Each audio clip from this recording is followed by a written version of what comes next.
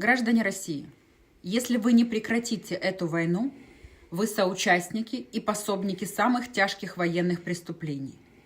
Преступлений против мира и человечности, развязывания и ведения агрессивной войны, массовых убийств мирного населения, применения оружия массового уничтожения и запрещенных международным правом видом вооружения. Сроков давности за них нет. Вчера диверсанты расстреляли семью с 3 детьми в Киеве. Погибли родители и одна из дочерей, которая училась в 4 классе. В Херсонской области ваши войска обстреляли скорую помощь с ранеными. Водитель и пациент сгорели. Ваши ракеты бьют по жилым районам и населенным пунктам.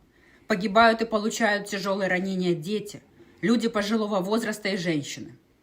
Вооруженные силы РФ систематически демонстрируют пренебрежительное отношение к законам и обычаям ведения войны.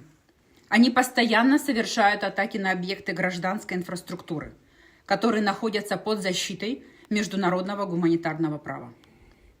Войска агрессора нанесли сотни ударов крылатыми и баллистическими ракетами по гражданскому населению. Десятки таких ударов были направлены на детские сады и школы, больницы, где находились самые маленькие украинцы. Только за сегодняшнюю ночь захватнические войска РФ нанесли удары по объектам гражданской и критической инфраструктуры, среди которых нефтебаза в Василькове, газопровод в Харькове, захоронение ядерных отходов в Киеве. Все эти объекты не являлись законными военными целями с точки зрения международного гуманитарного права. От ударов по этим объектам в первую очередь страдает гражданское население.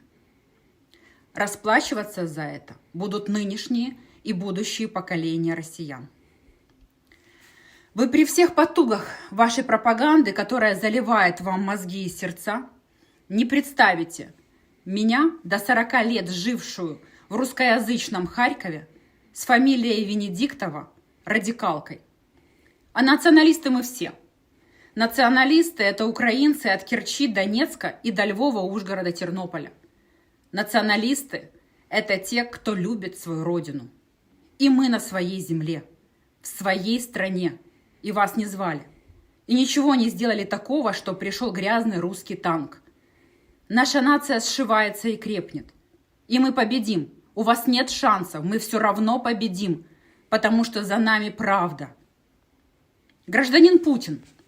Обычно я не называю фамилии и чту презумпцию невиновности, но не в вашем случае. Мы докажем в справедливом суде, что вы убийца и главный военный преступник 21 века. Это я вам официально заявляю, как генеральный прокурор суверенного государства Украина в своих границах, а не в ваших. Как возможный будущий главный государственный обвинитель в международном суде. Придет время, мы скажем это вам в Гааге в глаза.